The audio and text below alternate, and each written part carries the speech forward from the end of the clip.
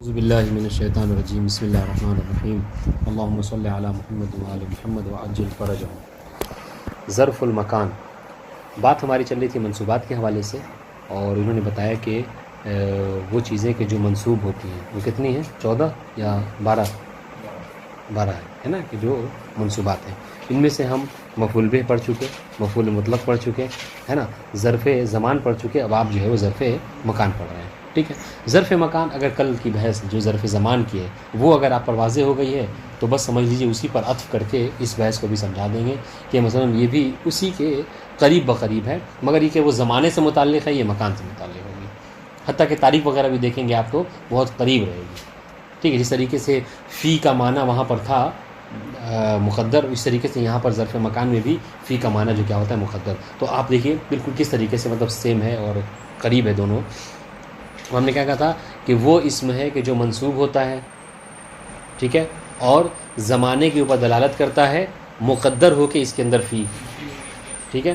یہاں پر کیا ہے، یہاں پر کہہ رہے ہیں کہ یہ وہ اسم ہے کہ جو مکان کے اوپر دلالت کرتا ہے اور منصوب ہوتا ہے، اور اس کے اندر فی کا معنی مقدر ہوتا ہے، جس کی وجہ سے اس کو مفعول فی کہا جاتا ہے۔ دونوں مشترک ہو جاتے تو مفعول فی کہلاتی ہے کہ نہیں۔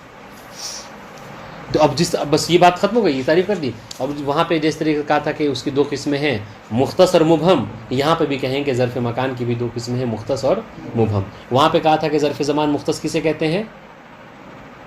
جس کا معنی مختص، جس کا مقصد مخصوص ہو، جس کے ظاہر مطلب جس کا معنی جو ہے جس کا زمانہ مخصوص ہو، کہ اس کی ابتدا کب ہو رہی ہے، انتہا کب ہو رہی ہے نہیں، جیسے لیل ہے نا، یوم، صباح، مسا، یہ سب، ٹھیک ہے۔ اس طریقے سے یہاں پر بھی کہہ رہے ہیں کہ بعض اب مکان وہ ہیں کہ جو مختص ہیں، وہ کہ جن کا مکان محدود ہو، ٹھیک ہے، معین ہو، مشخص ہو، محدود ہو، اور وہ کہ جو مبہم ہیں جن کا مکان جو کیا ہے محدود نہیں ہوتا ہے۔ بالکل مطلب اگر کہہ رہا ہوں نا کل کی بحث اگر واضح ہے تو آج کی بہت زیادہ آسان ہے آپ کے لیے۔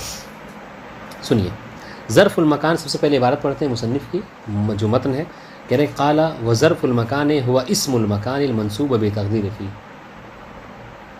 ظرف مکان کسے کہتے ہیں؟ وہ اسم ہے، وہ اسم مکان ہے کہ جو منصوب ہوتا ہے، ٹھیک ہے، بے تقدیر فی، اور اس کے اندر فی جو کیا ہے مقدر ہوا کرتا ہے، یعنی ایسا اسم کہ جو مکان کے اوپر دلالت کرے اور منصوب ہو اور اس کے اندر فی کا معنی مقدر ہو، اسے کیا کہتے ہیں؟ اس میں مکان کہا جاتا ہے۔ نحو جیسے امامہ و خلفہ و قدامہ، ٹھیک ہے، و وراء و فوقہ و تحت و عندہ و ازاء و حذاء و تلقاء و ثمہ و ہونا، ٹھیک ہے۔ سب کا معنی کیا ہے؟ امامہ یعنی سامنے، آگے، ٹھیک ہے، خلف یعنی پیچھے، قدامہ آگے، یہ بھی آگے سے نکلا ہے، ٹھیک ہے، ورا یعنی پیچھے، فوقہ اوپر، تحت نیچے، عندہ یعنی پاس، ٹھیک ہے، حذاء مقابل، ٹھیک ہے، تلقاء یہ بھی مقابل کے ہی اس میں ہوتا ہے، ٹھیک ہے، وثمہ یعنی وہاں، وہ ہونا یعنی یہاں، سما یعنی ہونا کا یعنی وہاں پر، اور ہونا یہاں، بتاؤ انشاءاللہ۔ تو یہ سب میں دیکھیے اگر آپ کے سب دیکھیں تو معنی الگ ہے، لیکن سب مکان ہونے کے حوالے سے، مکان کے اوپر دلالت کرنے کے اعتبار سے سب مساوی ہیں، سب مکان کے اوپر دلالت کرتے ہیں، ہے کہ نہیں، آگے پیچھے دائیں بائیں اوپر نیچے۔ وَأَقُولُ قَدْ عَرَفْتَ فِي مَا سَبَقَ ظرف الزمان، ٹھیک ہے، آپ اس سے پہلے ظرف زمان کے بارے میں جان چکے، ٹھیک ہے، اور کیا جانا آپ نے؟ وَأَنَّهُ يَنْقَسِمُ إِلَىٰ قِسْمَيْنِ، اور یہ بھی جانا کہ ظرف زمان کی دو قسمیں ہیں، مختص اور مبہم۔ وَعَرَفْتَ، اور یہ بھی جانا کہ أَنَّ كُلَّ وَاحِدٍ مِّنْهُمَا يَجُوزُ نَصْبُهُ عَلَىٰ أَنَّهُ مَفْعُولٌ فِيهِ، یہ بھی جانا کہ دونوں میں چاہے ظرف زمان ہو یا ظرف مکان، چاہے وہ ظرف زمان مختص ہو یا ظرف زمان مبہم، دونوں کو مفعول فی کی جہت سے منصوب دینا جائز ہے، ٹھیک ہے۔ کیوں باتیں جانی تھی آپ نے؟ تو کہہ رہے کہ یہاں پر بھی انہی تینوں باتوں کو ہم ذکر کر رہے ہیں، بس ظرف زمان کی جگہ ظرف مکان۔ وعلم ہونا ان ظرف المکان عبارہ، وہ جس طرح وہاں پہ تعریف کی تھی پہلے تعریف کر رہے ہیں کہ وہاں پہ ظرف زمان کی، یہاں ظرف مکان کسے کہتے ہیں؟ ان الاسم، ایک تو کیا ہے اسم ہوتا ہے ظرف مکان، ٹھیک ہے، الدال علی المکان کہ جو دلالت کرتا ہے کس کے اوپر؟ مکان کے اوپر، المنصوب باللفظ، اور لفظاً کیا ہوتا ہے؟ منصوب ہوتا ہے، الدال علی المعنی کہ جو لفظ دلالت کرتا ہے معنی کے اوپر، کون سا معنی؟ الواقع فیہ، کہ جس کے اندر واقع ہوتا ہے، وہ معنی کہ جس کے اندر وہ واقع ہوتا ہے بے ملاحظت معنی فی، ٹھیک ہے، فی کے معنی کو ملحاظ کرتے ہوئے الدال علی الظرفیہ کہ جو دلالت کرتا ہے کس کے اوپر، ظرفیت کے اوپر. بات واضح انشاءاللہ. وہو اذن ینقسم الی قسمین، اور پھر اس کی بھی دو قسمیں ہیں. کس کی؟ وہ قسم کہاں پلٹائیں گے؟ ہاں، ظرف مکان کی بھی دو قسمیں ہیں، مختص و مبہم. اما المختص ما له صورت و حدود محصورہ. ظرف مختص کسے کہتے ہیں؟ وہ کہ جس کی ایک صورت ہو، شکل ہو، ٹھیک ہے، اور محدود جو کیا ہو، وہ حدود محصورہ، اور اس کی محصور جو کیا ہو، حد ہو. محصور یعنی معین، مشخص، ٹھیک ہے. جیسے مثل الدار، جیسے گھر دیکھیے تو گھر کی ایک شکل بھی معلوم صورت بھی ہوتی ہے اس کی، ٹھیک ہے، اور اس کی ایک معین حد بھی ہوتی ہے. 50 میٹر کا گھر ہے، 100 میٹر کا گھر ہے، 200 میٹر کا گھر ہے، لیکن بہرحال حد ہوتی ہے کہ نہیں ہوتی؟ بالکل ہوتی ہے، ٹھیک ہے. اس طریقے سے مسجد ہے، حدیقہ ہے، ان شاء اللہ بستان ہے، یہ سارے کا کیا ہے، ایک شکل ہوتی ہے اور ہر ایک کی اپنی ایک حد ہوا کرتی ہے. ان شاء اللہ کہ کتنا بڑا ہے اور کتنے لمبائی اور چوڑائی میں واقع ہے. وَأَمَّا الْمُبْهَمُ فَهُوَ مَا لَيْسَ لَهُ صُورَةٌ وَلَا حُدُودٌ مَحْصُورَةٌ. لیکن مبہم کسے کہتے ہیں؟ کہ جس کی کوئی صورت، شکل نہیں ہوتی ہے، ٹھیک ہے، اور نہ ہی اس کی کوئی محصور حد ہوا کرتی ہے. جیسے ورا اور امام. آپ نے کہہ دیا ورا، تو ورا کی کیا شکل ہے؟ پیچھے کی کوئی شکل نہیں ہے نا. اس طریقے سے آگے، تو یہ امام کی بھی کوئی شکل نہیں ہے، یعنی آپ کوئی دکھنے والی چیز یہ نہیں. ولا يجوز ان ينصب على انه مفعول فيه من هذين القسمين الا الثاني. اور انشاءاللہ اب دیکھیے گا یہ فرق ہے. دیکھیے وہاں پر کیا کہا تھا کہ چاہے ظرف زمان مختص ہو یا ظرف زمان مبہم، دونوں کو آپ مفعول فیہ کے جہت سے کیا کر سکتے ہیں؟ منصوب کر سکتے ہیں. لیکن یہاں پر دونوں میں سے بعد والی کو، یعنی دوسری والی قسم کو، یعنی ظرف مکان مبہم کو آپ کیا کہیں گے؟ نصب علی الظرفیہ، ٹھیک ہے. لیکن مسجد اور دار یہ اپنے اعراب کے حوالے سے آتا ہے. اگر حرف جر آ گیا اس سے پہلے تو مجرور ہوگا، مضاف ہے تو مجرور ہوگا. واضح انشاءاللہ، بات واضح ہے. کبھی خبر واقع اس کا اعراب مطلب اپنے اعتبار سے ہوتا ہے.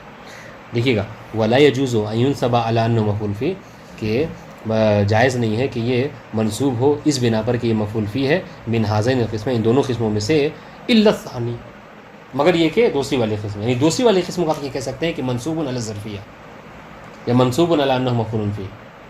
اور دوسری قسم کون سی ہے؟ ثانی کے اوپر کیا لکھیں گے آپ قلم سے؟ ہے ہاں، ظرف مکان مبہم جو امامہ ورا یہ وہوا، خود پلٹا دی، وہوا المبہم. یہ ثانی سے مراد ہماری کیا ہے؟ ظرف مکان مبہم. اما الاول وهو المختص، یہاں تک پہلی والی کی بات ہے کہ جس کا ظرف مکان مختص ہے، فیجب جرہ بحرف جر یدل علی المراد، تو اس کے لیے واجب ہے کہ آپ اس کو جر کیجئے، ٹھیک ہے، ہاں، یدل علی المراد کہ جو اپنے مراد کے اوپر دلالت کرے. نحو اعتکفت فی المسجد، اعتکفت فی المسجد، کہ میں نے اعتکاف کیا کہاں پہ؟ مسجد میں. ہاں انشاءاللہ. اس طریقے سے زرت علی فی دارہ، تو یہ کیا ہوتا ہے؟ یہ مکان، یہ اس یہاں پر اس کے اوپر صاف طور پر فی داخل ہو جاتا ہے، ٹھیک ہے، اور مجرور ہوتا ہے. وقد ذکر المؤلف من الفاظ الدالہ علی المکان 13 لفظا، کہاں کل وہاں پہ 12 الفاظ استعمال کیے لکھے تھے. آج جو ہے کیا ہے؟ ہاں 13 جو ہے وہ الفاظ ہیں کہ جو اس میں مکان کے اوپر دلالت کرتے ہیں. سب سے پہلا لفظ امامہ، جلست امام الاستاذ مؤدبا، میں بیٹھا استاد کے آگے، ٹھیک ہے، بحالت ادب، ٹھیک ہے، مؤدب ہو کر. خلفہ سار المشاۃ خلف الرکبان، اس میں اوپر والے میں محل شاہد کیا ہے؟ امامہ، ٹھیک ہے جی، یعنی وہ ظرف مکان منصوب ہے تو اس کا مضاف ہے اور استاد مضاف الیہ ہے. واضح انشاءاللہ. اس طریقے سے خلفہ ہے، یہ سار المشاۃ خلف الرکبان، ٹھیک ہے، پیدل چلنے والے چلے، ٹھیک ہے، کب کہاں پر؟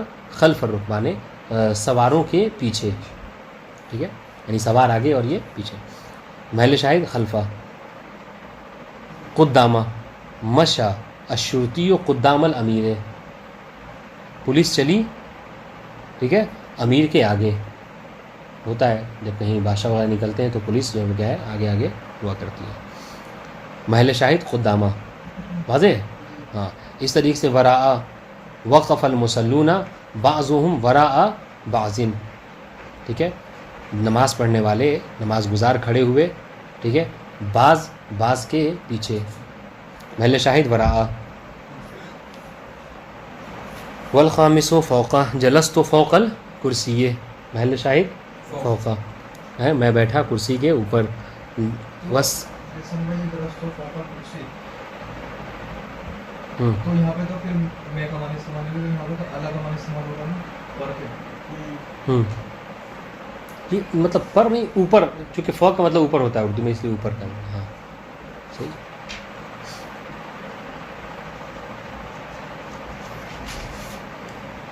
والسادس تحت نحو وقف القط تحت المائدہ، ٹھیک ہے. کیا معنی ہوا اس کا؟ کہ بلی جو ہے وہ کھڑی ہوئی دسترخوان کے نیچے، یعنی اب اس صورت میں دسترخوان ٹیبل وغیرہ پہ لگا ہو تو اس کے نیچے کھڑا ہے. والسابع عندہ، ٹھیک ہے، لمحمد منزلۃ عند الاستاذ، ٹھیک ہے، یا عند اللہ اگر کہیں تو کہہ سکتے ہیں ہمارے نبی کا ایک خاص مقام ہے خداوند عالم کے نزدیک. بعد انشاءاللہ محل شاہد عندہ. والثامن مع سار مع سلیمان اخوہ، مع سلیمان اخوہ کہیے کیونکہ وہ ہے، عربی نہیں ہے یہ، ٹھیک ہے. یہ محل شاہد کیا ہے؟ مع احسنتم. اس طریقے سے اذا، یہ جملہ وہ ترجمہ تو واضح ہو رہا ہے نا. ہاں، اذا لنا دار اذا النیل، ٹھیک ہے، نیل کے سامنے، نیل کے مقابلے میں ہمارا کیا ہے؟ گھر ہے. حذاء جلس اخی حذاء اخیک، ٹھیک ہے. تلقاء جلس اخی تلقاء دار اخیک، سما نہ قولک، یہ سب جو بھی الفاظ ہیں وہ محل شاہد ہیں.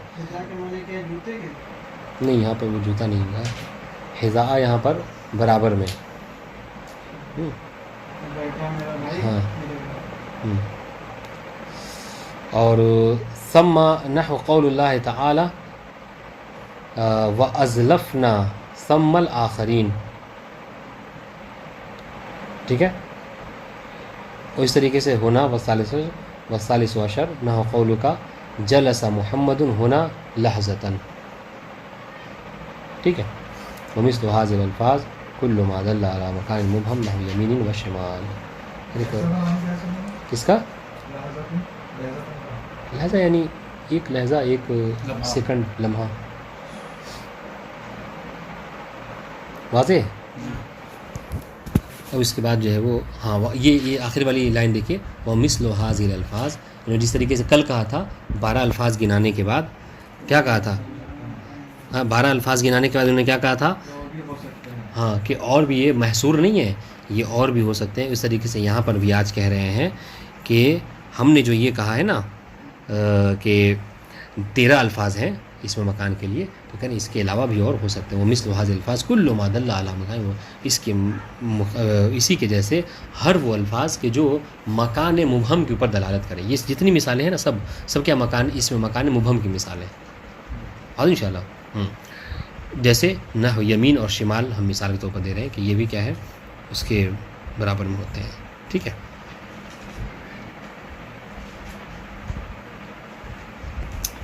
بات انشاءاللہ. یہ جو انہوں نے جتنے بھی یہ دیے ہیں یہ تو سارے مبہم کے ہو گئے. ہاں تو مختص والے جو ہیں صرف یہ گنے تو نہیں ہیں، ایک ہے تو ہی. کیا ہوا؟ آپ یہ بتا دیتے نا، اور مطلب یہ جتنے بھی آئے ہیں یہ ہاں یہ سارے تو مبہم کے آ رہے ہیں. یہ سب اس مکان مبہم کے، یعنی کہنا مثلا کہ اس مکان کی جو 2 قسمیں ہیں ان میں سے منصوب علی الظرفیہ جو ہوتا ہے فقط اس میں مکان مبہم ہوتا ہے. منصوب علی الظرفیہ جو اس مکان مبہم ہی ہوتا ہے، ٹھیک ہے. ورنہ یہ جو اس میں مکان مختص ہے وہ منصوب علی ظرفیہ نہیں ہوتا ہے. بس انشاءاللہ اس کے اندر ظرف کا معنی پایا جاتا ہے لیکن وہ منصوب علی ظرفیہ نہیں، بلکہ وہ حرف جر داخل ہوتا ہے وہ مجرور ہوتی ہے، ٹھیک ہے. یہ جو ترجمہ کیا تھا جلس اخی حذاء اخیک، حذاء کا روبرو کی یہ معنی، سامنے، مقابل میں، ٹھیک ہے. اب یہ تمرینات ہیں ما هو الظرف، اور وہ اگلی بحث ہے حال کی، یہ بہت امپورٹنٹ بحث ہے، اس کو انشاءاللہ کل کے لیے رکھیے. اور کل انشاءاللہ حال کو بھی کمپلیٹ کریں گے. السلام علیکم.